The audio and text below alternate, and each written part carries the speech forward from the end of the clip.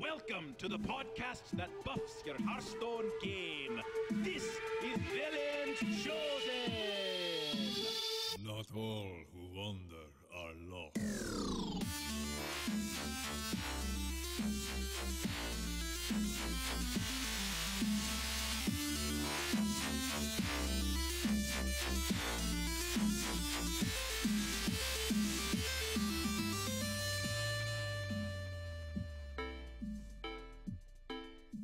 Greetings, Visionaries. Welcome to Velen's Chosen, episode number 45, a podcast geared to help you buff your Hearthstone game. We exist to help you stay competitive on the ladder, especially standard, and we help you do that without breaking the bank. We help you by talking through gameplay. We talk deck construction, sometimes touch on arena skills. We even have some great guests from time to time to help us out, like Youngwoo last week, and we also help you get your Hearthstone goals, no matter what your card pool may be. I'm your main host, NotRobMay, and joining me this week, we have the wonderful, the one, the only Canadian threat to your ladder success, Evemartyn.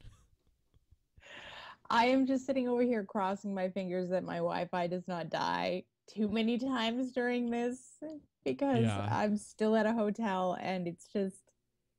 This is my experience with Hearthstone this week. Crashing a lot in the middle of games and like going, please connect before I rope out and I can finish this turn. And it's I'm starting to really feel for any of you guys who are playing on your phones or playing on computers with bad internet connections and losing games to disconnect. Really rage inducing. New Yorkers, Chinese relatives in the metro, like taking their phones on the metro and like going under tunnels and like, no, I just had lethal. Oh, it's so bad. But I will say this, I went from rank 14 to rank 9 with 1 loss.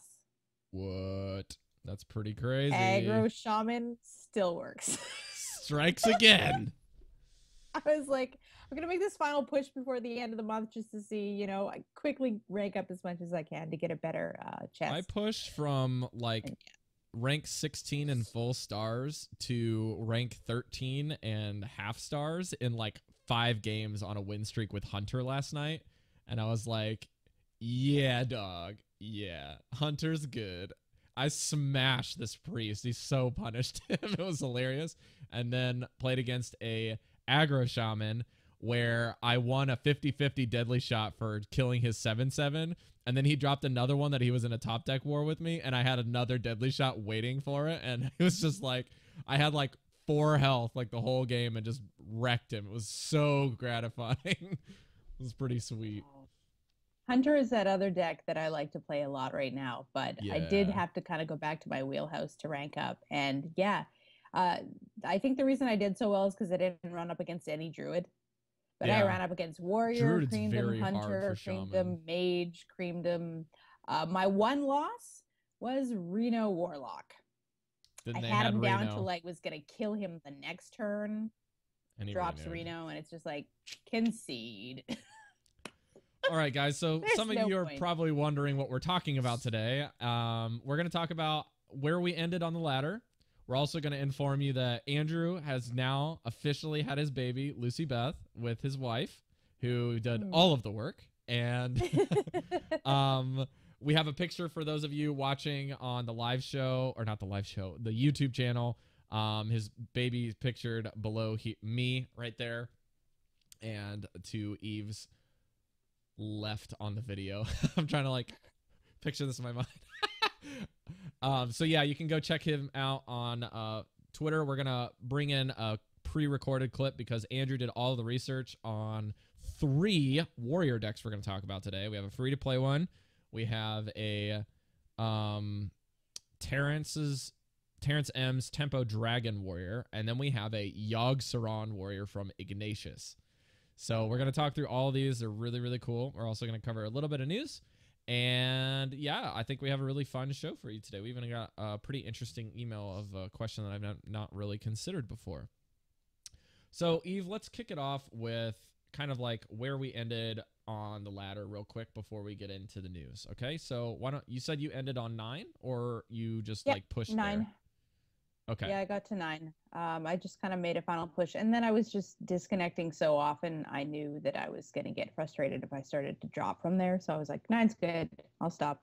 I tried to play the Brawl, but both of my 2 games that I tried to do disconnected, and I lost due to disconnect. So I was just like, I'm hoping next week we will be in a house and we will have good Wi-Fi again, and this will not make me very, very angry anymore. So what's the deal for the house situation? I know you probably don't want to share too much for the listeners, obviously, but are you moving into a temporary living space or a more permanent space? Yeah. Insurance has told us that they think it's going to take 5 to 6 months to fix our house. Oh my gosh. They have to like rip out the ceiling, all the floors, like basically everything has to be removed and redone from scratch, which my husband is really upset because he personally made the cabinets for our kitchen. Oh, that's awful. And yeah, they just everything has to be replaced. So originally they gave us enough money to rent a furnished house, but there's nothing around where I live. We've been searching and searching, and there's just nothing. It's vacation time, and everything's rented out. So we have to get an unfurnished house and then rent or buy temporary furniture in order to live in this place. We could take it with us when we move back into our house because we have to replace all of our furniture anyway. Sure.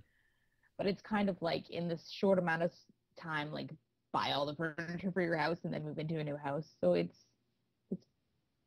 been kind of stressful, but then it'll be. Yeah, I can't imagine. Like, that would be so stressful. I know for me, even I were talking in the pre-show a little bit about what's been going on in my week, which is oh my gosh, directly tied to what's been going on with my Hearthstone career. Is I basically have gotten to the point where I've got to pick between Overwatch and Hearthstone a lot of the time and just play something. And my goal before I leave for Japan is to prestige in Overwatch, which basically means you get to a level 101 and then it gives you a new like rank at 1. And I want to do that before I leave for Japan just because I'm not sure how much time I'm going to be able to dedicate to the game. And I really want to make sure that all the shows with Omnic Lab are going up to speed, whereas I have a pretty good knowledge for Hearthstone to keep you guys informed, and I've got a really good collection, and I have a lot of friends that know what to do, and Andrew's pulling in a lot of weight for us here. So I've been focusing a little bit more on my efforts with the duo cast with Andres's show there. But this is the first month since August of 2015 that I have not hit rank 10. Like, this is pretty impressive because I normally will just push on the last like 3 days and hit 10 no problem. I'll just like bust it through with Zoo or Shaman or something like that, and even like with Hunter recently. Hunter's really good for ladder and do that. And I just haven't been playing a whole lot, but like this week I've had to go through and find out that I had a state background check I had to submit to the consulate, and they never got it, and they're like, what's going on? And so I check out with them, and they're like, well, we'll probably be returning it to you in the next couple weeks because you didn't do it right. And I was like, I went to the police station and this is what they told me to do, and now you're telling me this is the wrong way that I did it. So I paid $16 to get my fingerprints done for no extra reason. So then I had to get an instant report for another $16, and then my FBI background check finally gets to their office by Friday. So she got a placeholder for like 3 or 4 days that I had to pay $16 for. And then my wife has to send a bunch of other stuff for basically to get medication approved for her anxiety medication. It's like $60 to ship this to them just to get, so that she can have a year's worth of anxiety meds. So it was pretty much a zoo last couple of days. And then I had to run errands for the office at my job, for my dad, as well as like my dad's also my boss. For those of you that haven't been keeping up with the show, I work for an insurance company and have to like sometimes run payroll out and stuff. And then I do some marketing for my dad. But yeah, that's kind of like life update as well as tied with why I finished where I finished. Guys, I promise I'm not a terrible rank 13 scrub. Not saying that our listeners that are rank 13 are scrubs. No. But for me, as a Hearthstone player, I can do better. I can do much better. So I will try to do what I can to play a little bit more. But let's get into the news, Eve. We got some cool stuff to talk about this week. So let's jump in there. I got to turn this volume down because it's going to blast Eve's eardrums out the window. Extra, extra, read all about it. Keep it quick, kid. I ain't got all day. All right, Eve, walk us through the one and only Tavern Brawl that we had this week. Did you get a chance to try to see what the extent of it was, even though you disconnected? Yes. So it's all like Shifter Xeris, right? It's kind of like Unstable Portal, where they fill all of your hands with one card. So Shifter Xeris, and then you have some random spells in there from your class as well. So the legendary that changes randomly every turn, except for the first turn. He's himself when he's in your hand for the first turn, but then all the turns after that, he just randomly changes to any card. And then you have like a miscellaneous set of about 8 spells, right? Yeah. So I don't know. It wasn't that amazing. You know what I'm saying? Like, it wasn't mind-blowingly, this is really interesting and cool. It was just like a bunch of decks full of Shifter Xeris, see what you get, you know, kind of make a decision of whether you're going to hold on to a card and hope to get a better one, or just play in order to have tempo and have something out on the board. So that's basically the decisions that you had to make. I had my usual Tavern Brawl terrible luck.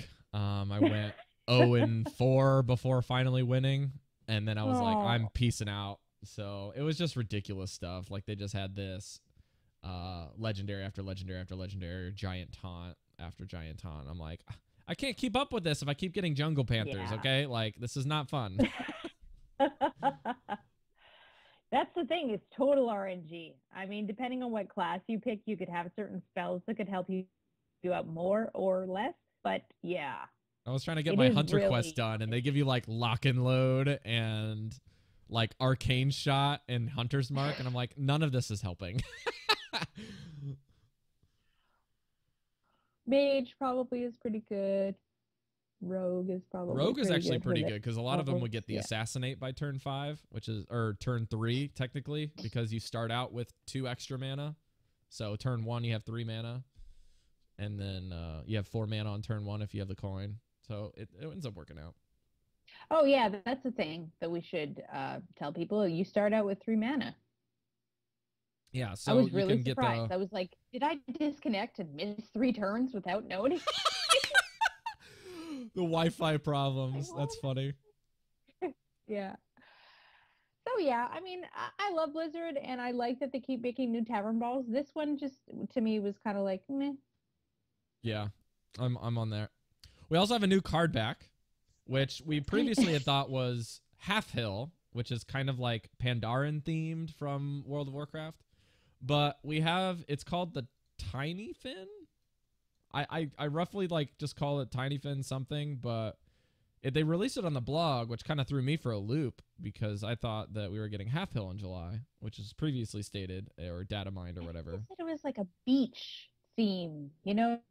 Yeah. Like sandy beaches or something, and having like a little Murloc footprint in the sand. And I really like this card back a lot. It's cute. I'm dying to see how this is animated. Like, they always upload the picture, and for me, I think it would be great if like the footprint just kind of like goes in and out, or like the little bonefish in the top left corner of it would like wink at you or something. I think that would just be so great. Or even if they had like a little animated like wind, so you could see like the sand, kind of like Nose Dormu. That'd be pretty cool. Yeah. I can't wait. Make sure you guys get past rank, what is it, 20? Yep. 20. Get that rank 20. All right. That's it for the news. Let's get into the discount deck of the week, or decks and warriors of the week. I hope you like my invention. Someone call for the doctor? All right, and I actually have to play a soundbite from Andrew because he's not here, but we do have him recording his section. So I'm going to turn this up a little bit. Hopefully it's not too loud. And for those of you listening, we're going to pause his audio, interact a little bit, and then, yeah, we'll kind of see how this goes. This is kind of the first for me for interacting with somebody's soundbite, but let's see how it goes. What is up, Visionaries? Andrew here, and I am not with Rob and Eve today because I have had my first kid this week, and you guys have heard it on the show. In fact, a lot of you guys have reached out just with huge amounts of congratulations, everything. So thankful for you guys because I'm actually recording this before the child is here. I still don't know if it's a boy or a girl, so you'll have to check out my Twitter, Andrew is Living, to find out, and of course next week on the show I'm sure it'll be everything that's on my mind. But I wanted to record this and be able to talk to you guys about some awesome Warrior decks that I've been playing with lately. Just to give you some history, Warrior was actually the very first Golden class that I got. So I feel a deep connection with it. And I feel like most people kind of have that with that one class that's yours. Warrior is definitely my class. So I've been having a lot of fun getting back into it. And lately there have just been several different iterations of decks. We've talked about Cthulhu Warrior before on the show, so don't want to bore you with that, but that has been doing pretty well. The two that have gotten me up pretty high, or one is this very weird Warrior deck, probably unlike anything that you've seen yet. And I picked it up from a streamer whose name is Ignatius. We've got his Twitch on the show notes here. And Ignatius is a really cool streamer. He's not very well known, but he literally goes through every step, what he's thinking on every play. So he's become one of my favorites to watch just because he can actually respond to chat since he's got a lower amount of people there than some of the more popular streamers. But he's really, really good. Reached Legend a ton. And he came up with this really inventive Warrior deck that he calls Ahmed Warrior. I'm not sure exactly why, but it's a version kind of a different take on the N'Zoth Warrior variation, but he also throws Yogg-Saron in there because he's got a ton of removal spells in here. So I'll go through this list really quick. He's got 2 Blood to Ichors, 2 Executes, 2 Shield Slams, 2 Fiery War Axes, 2 Cleave, which you may not remember because it's a basic spell. It's 2 mana, deals 2 damage to 2 random minions, so it was GVG before GVG even existed. He's got 2 Slams, 2 Bash, 2 Shield Block, 1 Acolyte of Pain, 2 Ravaging Ghouls, Elise Starseeker, 2 Infested Tauren, 2 Brawls, Cairn Bloodhoof, Justicar Trueheart, Sylvanas, Gorehowl, N'Zoth, and Yogg-Saron. So you can tell if you're looking at this list, ton of early game removal spells, and that's pretty much the entire point of the early game, is just keep the board completely clean. Once you get to turn 4, hopefully you've got an Elise or an Infected Tauren that you can throw out there on the board. And you want to get Justicar out as soon as possible when you're playing Control. I've learned recently that if it's turn 6 and you've got Justicar, it's actually a really good play just to play her on the board so that you've got the tank up, hero power moving forward. And then all of the expected kind of Death Rattle minions that you can bring back with N'Zoth. Those Infested Taurens are really good value just to get a taunted minion on the board later in the game, or even early on if you're going up against a lot of Zoo or Shaman like I have lately. Those minions or the Taurens are great roadblocks for them. They have to run something into it. And then hopefully you can throw Sylvanas down to throw him off, and Gorehowl is just insane value when you're trying to bridge the gap into the late game. So we've talked about Yogg-Saron a lot, but just to make sure, he exists to change the game if you need to, or to close the gap if you're really close to winning. So typically you want to play him, I found, on an empty board. Other people might disagree, but at that point, especially if you're close to killing your opponent, you got a good chance that any kind of direct damage spells are going to go straight to their face. Could hit your face too, but that's the fun and the and the risky run with Yogg-Saron. The other thing is obviously if you have no removal, if you've used both of your brawls already, Yogg-Saron could lay down a Twisting Nether or something, or Fan of Knives, Consecration, any kind of removal spell that'll get your opponent off the board. I find, especially when I'm up against those hunters who are running double Call of the Wild, you know who you are, and I will find you, and I will hunt you down. That's me. That's because you shouldn't be on the ladder. That's enough of that. But this is a really fun deck to play just because it plays so different, especially with a lot of the aggressive decks that are out on the meta right now. To have something like Cleave or Slams, Bashes, they don't expect those spells so early on, especially Cleave because nobody plays with it. It's extremely powerful. Going up against a Shaman who just played their Tuskar Totemic or anything like that, there's just some good stuff up here. And of course you got your standards of Shield Slam, Execute. Blood to Ichor is also pretty good just to get you something on the board. So this is a pretty fun list, and I think I ran it from rank 7 to rank 5 a little while back. So and Ignatius did use this list to get to Legend. So all right, I'm gonna pause it. This list looks super freaking fun. I'm gonna play the snot out of this. Like, Eve, what do you think of this? Some of the choices are just really out there. Yeah. But I would be interested to see how they play, because a lot of times like these classic cards can kind of come back. Oh, it looks like we might have lost her.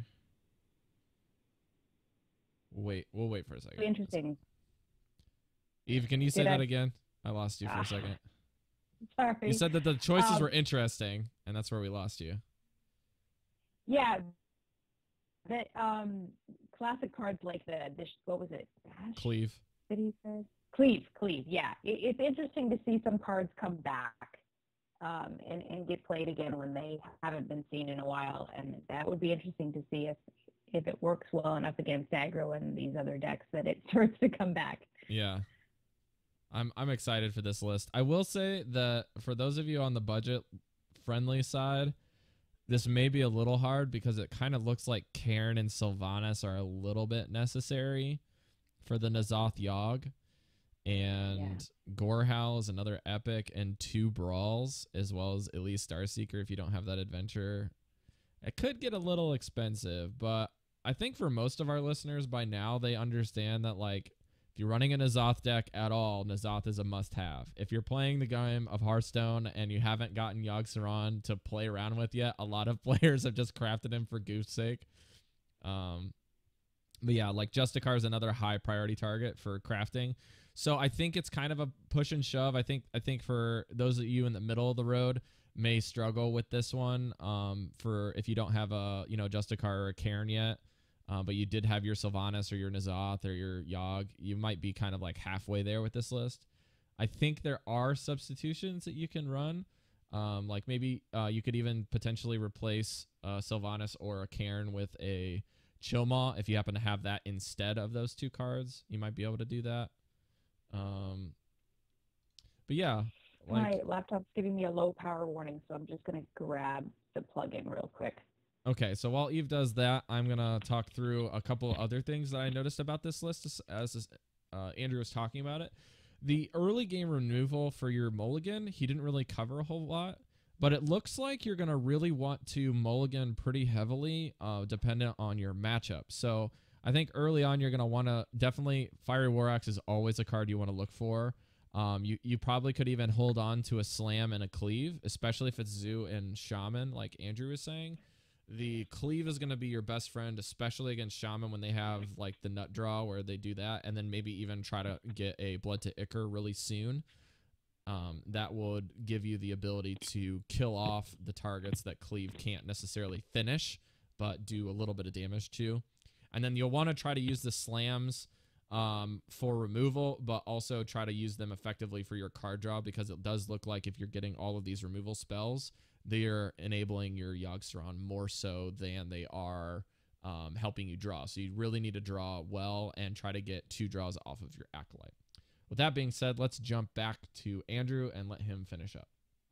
Very effective and a lot of fun. If you're like me, you've just been looking for an excuse to run Yogg-Saron because he's just exciting. So check out that deck. I found it really does well against Shaman specifically. I don't think I ever lost against Shaman, whether it was aggro or mid-range. Well, he maybe didn't play once me. to an aggro. Sometimes they'll, they get that perfect draw and you just don't have a chance at all. But it does really well against mid-range, clearing the board, brawls against their, full boards, all that. The one thing it does not do well against, I found, is Hunter. And that's why I've been so salty lately, is because it seems like every Hunter I go up against has Call of the Wild on turn 8 and Call of the Wild on turn 9, and there is just no coming back. Or 7 and 8 if you got the coin, boys. If you're running into a lot of Hunter, probably not a great deck to play. But potentially a great deck to play if you are running into a lot of Hunter is Terrence's Dragon Tempo deck. And I saw him playing this on Twitch not too long ago, and wanted to try it out because I really haven't gotten into Tempo Warrior. But the dragon variety I really like, and haven't found a list that I really liked until this one. So I'll run through this one too. We got 2 Blood to Ichors again, 2 Executes. We've got 1 copy of N'Zoth's First Mate. That's the 1/1 pirate that gives you a 1/3 Rusty Hook. I'm sure there's a joke there, but I'll let you make it instead of me. You got Sir Finlay Murgleton, 2 Fiery War Axes, 2 Slams, 2 Alexstrasza's Champion, 2 Fairy Dragons, 2 Fierce Monkeys, 2 Ravaging Ghouls, 2 Corcoran Elites, 2 Twilight Guardians, 2 Azure Drakes, 2 Blackwing Corruptors, 2 Draconid Crushers, a Grommash Hellscream, and Ragnaros the Fire Lord, of course. So this list has been pretty good. After I hit rank, I hit rank 3 actually with Ignatius's list, and then dropped severely to rank 7, and I've been just trying to climb my way back one step at a time. And this Dragon Tempo deck has actually been a lot of fun to get back in there with. I found a lot more stability against the meta. I have not been running into as many Hunters with this list, so I can't say quite how it does against that. But it's been doing good against Tempo Mages when you draw correctly. Good against Zoo for sure. And against control matchups, you really play this deck as if it's an aggro list. And with stuff like Alexstrasza's Champion, the Fierce Monkeys, and those Draconid Crushers, I mean, that card hasn't really existed outside of Dragon Tempo. But man, when you're able to play a 9/9 on turn 6, that's severe. That's, I don't know how to put it any other way. But it's a really good list to check out. Some interesting things were that it does not run Frothing Berserker, which has been a mainstay in Tempo Warrior. And I've never been a fan of Frothing Berserker just because there's so much math, and I don't want to math so hard. But if you want to math hard, you could try it out. Probably take out something like the copies of Slam or maybe the Fierce Monkeys. I really liked the 3/4 taunt on turn 3. Yeah, I mean, the monkeys are really strong right now. This list does really well when you get the curve exactly right in the beginning of the game. Getting that N'Zoth's First Mate on turn 1, or Finley, Alexstrasza's Champion, Fierce Monkey, Corcoran Elite, Azure Drake, or Blackwing Corruptor, Draconid Crusher. I mean, you practically have won the game if you draw well. And just so many good removal spells. Again, you got the Executes, the Blood to Ichors, and Slams are helpful to close the gaps. But there's a lot of really good stuff on this list. So Warrior's in a really good place right now. I mean, as frustrated as I am with the ladder currently, the fact that there are so many lists that are prevalent, and even just for this one class of Warrior, you've got these 2 lists that I just said. You've got Tempo Warrior, which is valid. You got Cthulhu Warrior, which is really good. You've got just straight up Control, classic. You can do that too. I've even seen a few Face Warriors coming back. I don't know. Well, the Pirate Warrior, actually. That one's been okay, at least. So there's so many different kinds of decks that you can run just with the one class. It's just pretty cool to see that happening. So that's been my experience with those lists. I'm going to turn it back over to Eve and Rob, the co-hosts extraordinaires. May all your ladder runs be successful, and remember, not all who wander are lost. I'll see you guys next week. Andrew, you are that was awesome. a gem and a scholar. I've also linked another list, 2 lists in the show notes while Andrew was talking that Edward Elwick put together. If you have Malkarok, you can run him. And this also is the list that runs Frothings. So if you want to just swap the Frothings for the Fierce Monkeys, you can try that as well. It's very similar. And then there's also another list that Ponyhoff was running that looked pretty interesting. It's a little bit different. It's got the N'Zoth's First Mate in it and 1 Battle Rage, as well as 1 Slam. And it runs the Ragnaros as well, and no Malkorok. So it's a little different. Just some other things for you to toy around with. Try to play with one of the lists for a while, and then maybe make some tweaks based off of the other people. The only thing I would say would be you got to choose one Frothing, one Monkey, or both either way. I feel like if you're going one way or the other, you should really do 2 of 1 instead of 1 and 1, because 1 and 1 won't really get you that good result of drawing consistently that card, if that makes sense. Sometimes I like to go half and half because I want to test it, but realistically you can't test it unless your drawing frequency is identical. I kind of lean towards the Monkey instead of the Frothing Berserker, because I found that it's basically like immediately removed, and it doesn't have that much health, and it's not that hard to get rid of. So I barely ever get to hit with it even. It's just basically bait for removal. So I'm kind of on the Monkey side, especially against aggro decks and the kind of decks that fill up the board. You know, you have to bash it into it with a couple different things with Zoo in order to get rid of it. So that's kind of lean towards that. I tend to agree with you. I would be very interested to see if they had a Cleave in Warrior for this Dragon list, if they could fit it in similar to that other one. I feel like Cleave is better in the list that Ignatius ran just because it's giving you more fuel for Yogg. But I would like to see if somebody could make a hybrid list between Tempo or Control and the list that Ignatius ran with Yogg, instead of running a N'Zoth and a Yogg with Infested Warriors. I wonder if you could have a stronger mid game without relying on N'Zoth for your end game, and have maybe Monkeys instead of the Infested Tarns. I could also see something like that working on the ladder. If you guys I think it really depends on your matchups, right? Yeah, it does. Like what you're seeing, you're up against on ladder, and you can definitely tweak it and change it according to what will work best against what you're seeing on ladder. The people who go for Legend and say, you know, I've got Legend with this deck, the people they're playing against are much different than the people I'm playing against. That's true. Their matchmaking rating is very different. So what they're needing to tech against, the decks they're needing to tech against are different than what I am. So because he got to Legend with it does not mean I'm going to get to Legend with it. You might have to take a Legend deck and go, well, I need to make these couple changes in order for it to work for me. So don't be, you know, shy making those changes if you're seeing different matchups. Right, and that's what Andrew was saying too. In his defense, I don't want to throw him too far under the bus here.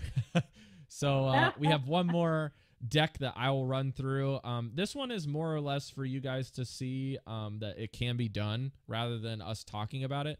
The user said that he had gotten the highest rank on Asia at rank 57 Legend and 71 on Europe with a fully common and basic card collection for Warrior, and it's by LOK Shadow, and the list is 2 Inner Rages, 2 Executes, 2 Battle Rages, 2 Cruel Taskmaster, 2 Fiery War Axe, 2 Slam, 2 Charge, 2 Ravaging Ghoul, 2 Bloodhoof Brave, 2 Korkron Elites, 2 Loot Hoarders, 2 Mad Bombers, awesome, 2 Acolytes of Pain, 2 Raging Worgans, and 2 Gnomish Inventors. This is really similar to what Warrior was running in the original like classic when we had, is it like right before or right after Nax Ramus, like oodles and oodles of years ago.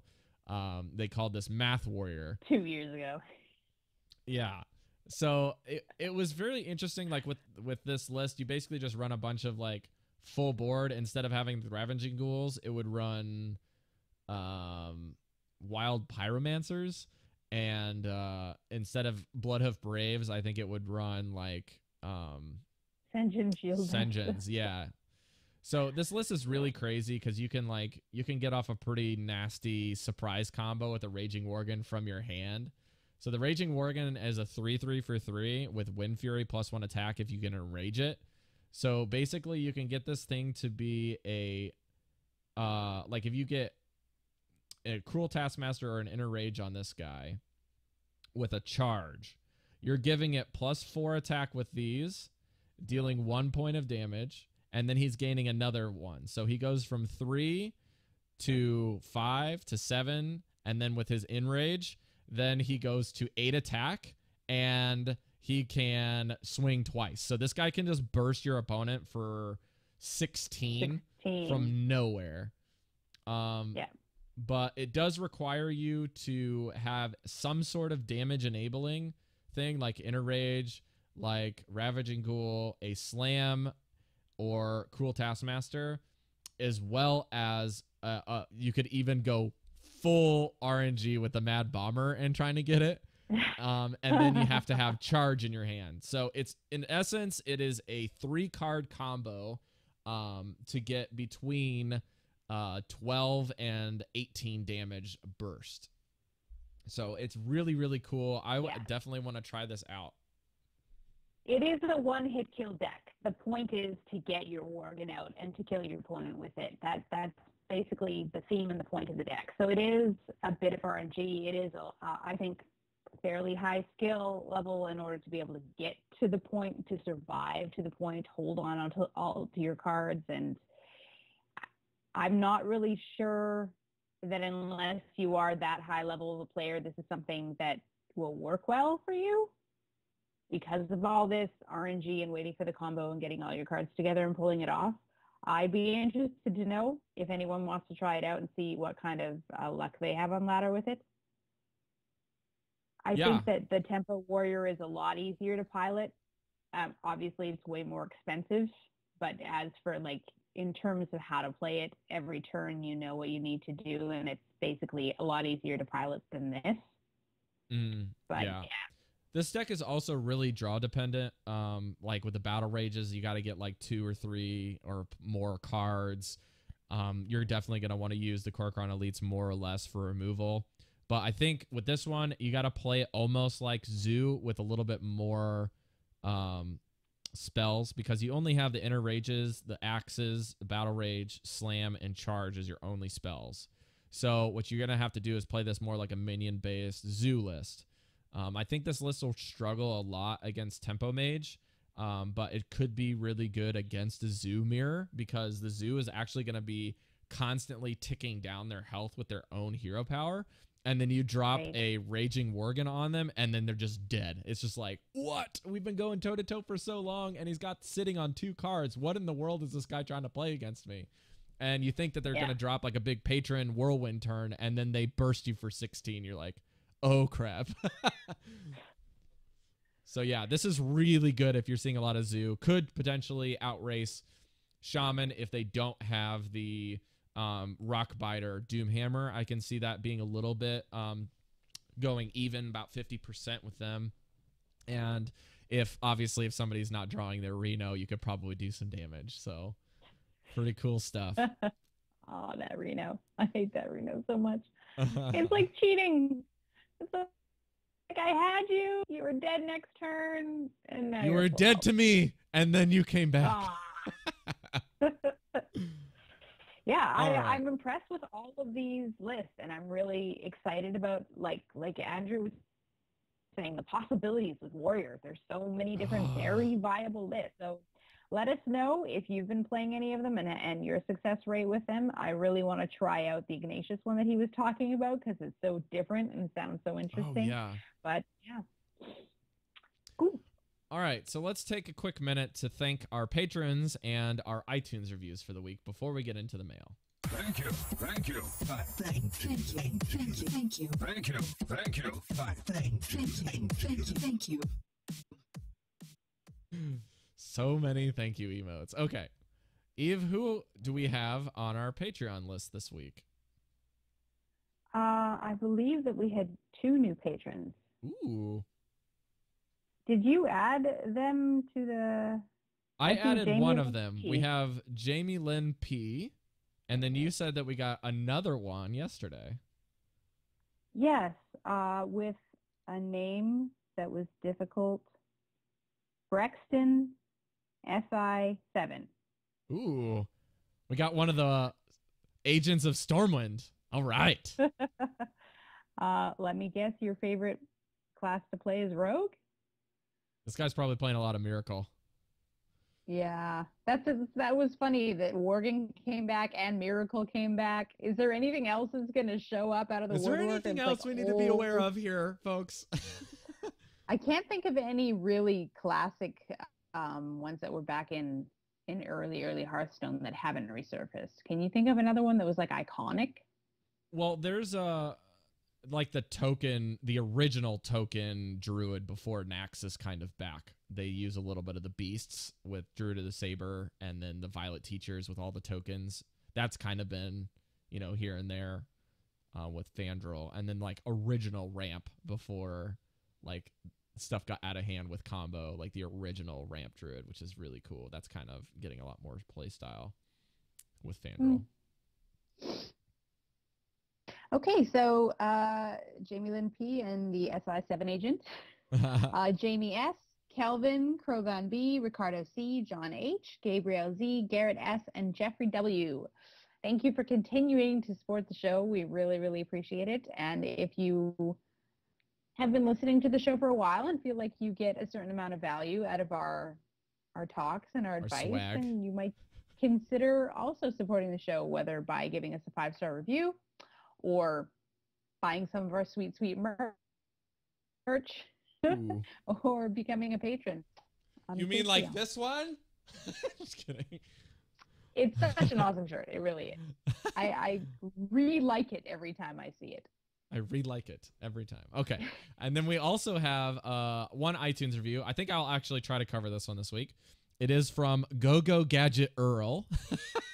Very cool iTunes name. Props to you. And he says, spell knowledge overwhelming. Summon 3 hosts that give you +1/+1 to all Hearthstone skills. Thank you so much for your iTunes review. I love it. Very clever.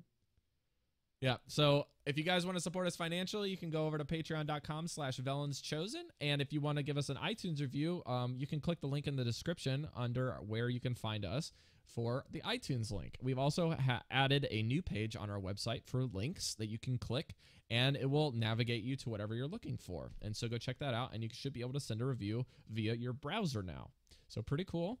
Thanks again for our Patreon supporter, especially Jamie S, for being our top sponsor level, and I will actually be contacting him this weekend about ordering him his sweet Velen's Chosen shirt that he gets at his reward level.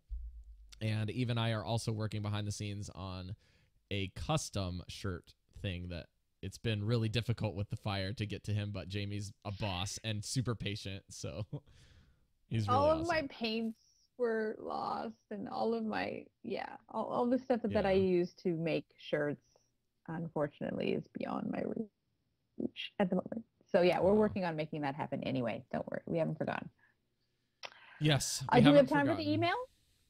Let's check. We have plenty of time, so let's run the bumper. Special delivery.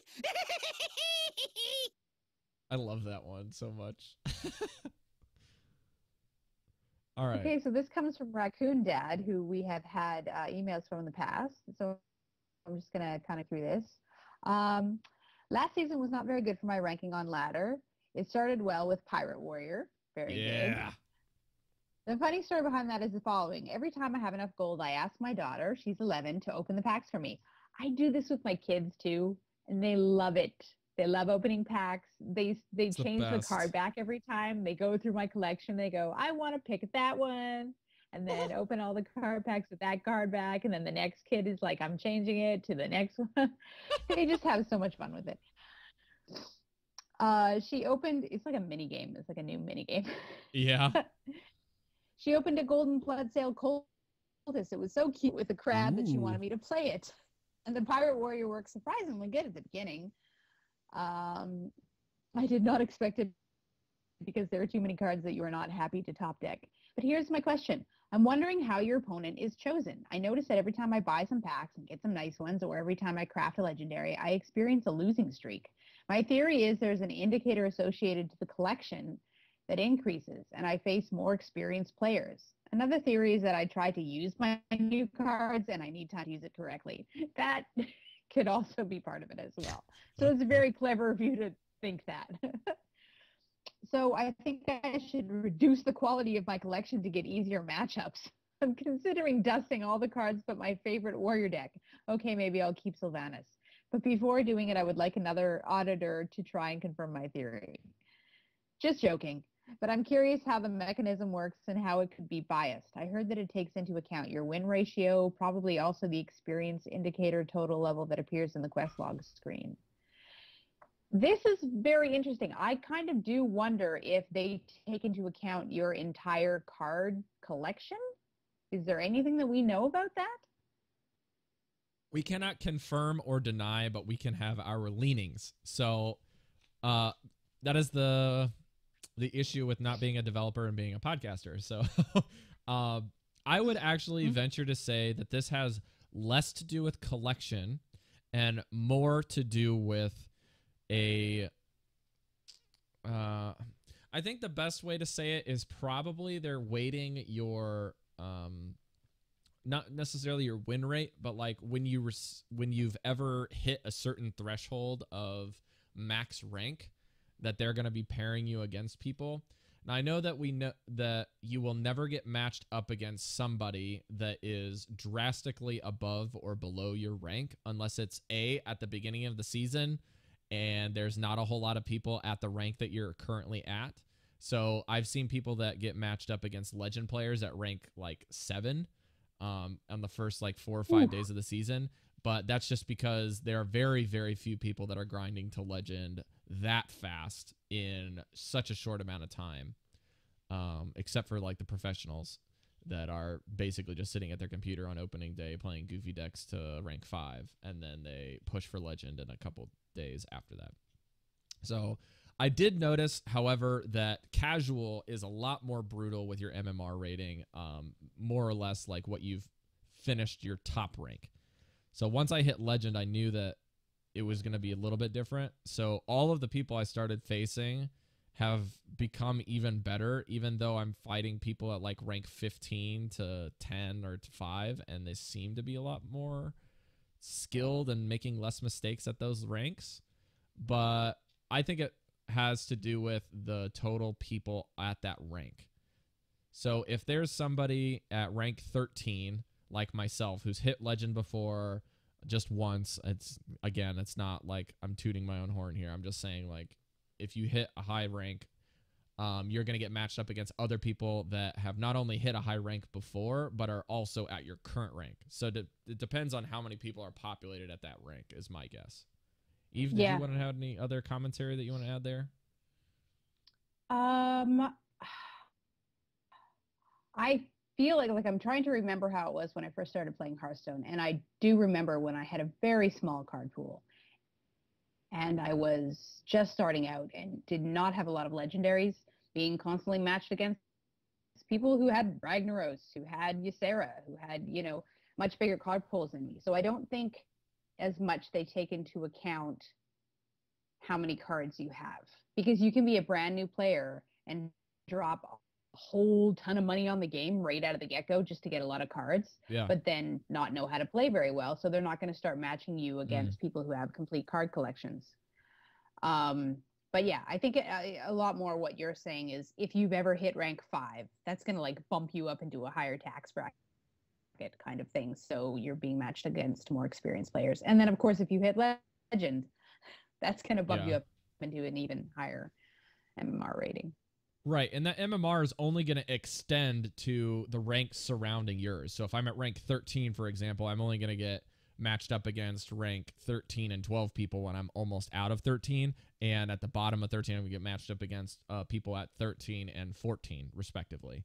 But the MMR of those people in that bracket will potentially be a better MMR rating, as best I can guess. And then that's why people say towards the end of the season is the best time to start playing, because everybody's starting to get placed and thinned out more or less where they should be. And so all of those high MMR players within rank, 15 are kind of gone.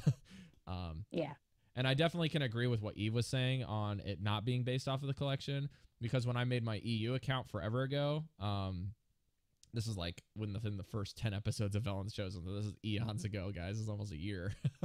But I was playing aggro paladin. This is before we even had TGT, and I was wrecking people. I went from rank 25 to rank 15 in like a really, really short amount of time because I didn't lose or drop a single game. I was just so fast paced, and the people from rank 20 to 25 didn't really know how to play the game very well. And then once this is also mid season, so keep that into account. And then when I started playing people that were actually playing good decks, like, you know, Combo Druid, Patron Warrior when it was at its pinnacle, stuff like that, I was still beating them. And they had all these amazing cards, and I'm just running super fast paced deck with very little. You know, I think I was only running maybe one legendary that I crafted myself, and that was Mal'Ganis. But that was because I wanted to play Zoo with Mal'Ganis in it because I'm silly. So Mal'Ganis is awesome. He's good.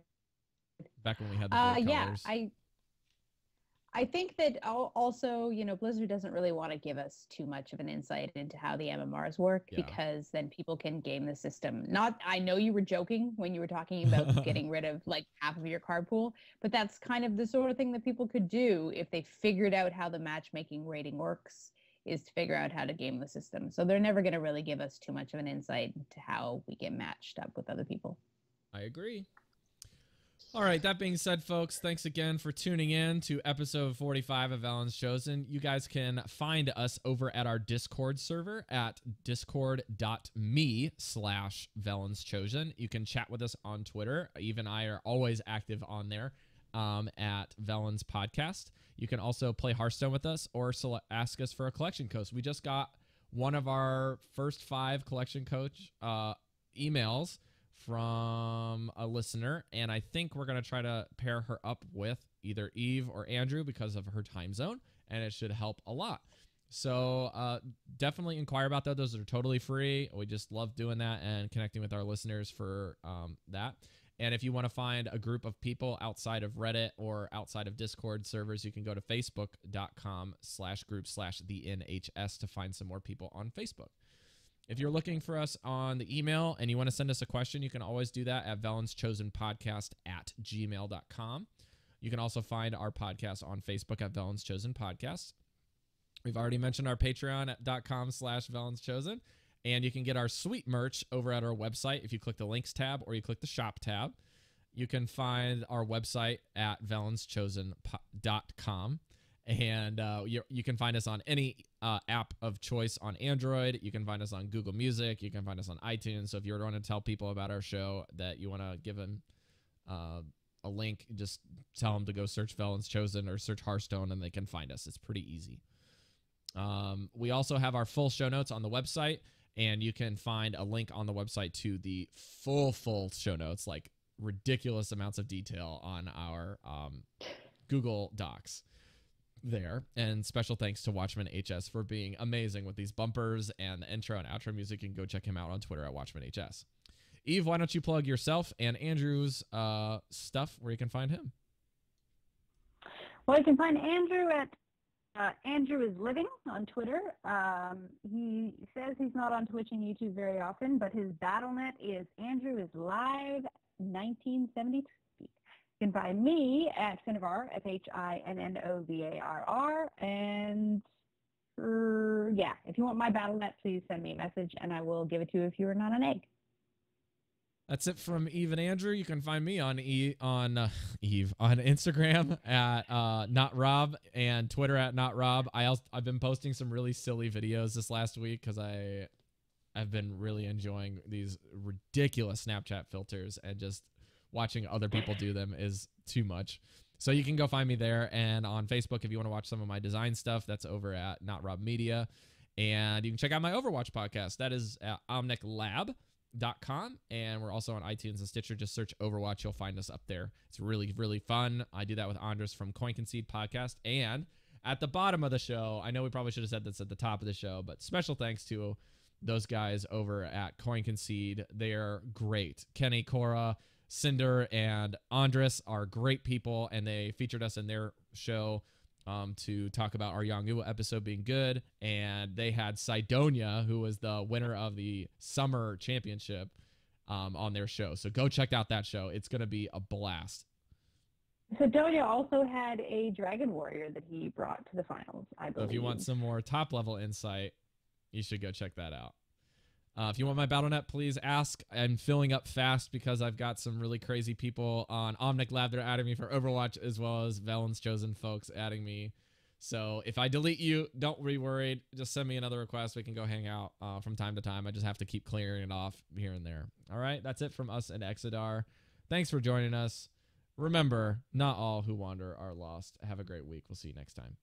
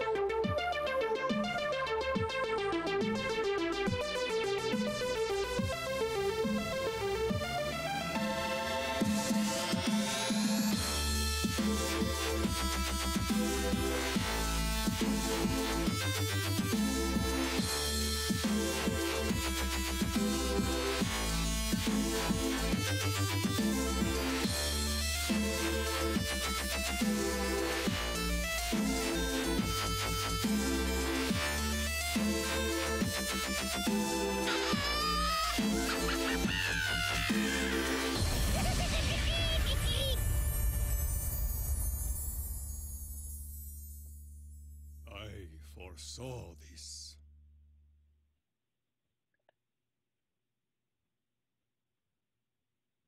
Did I miss it? Update on Wild.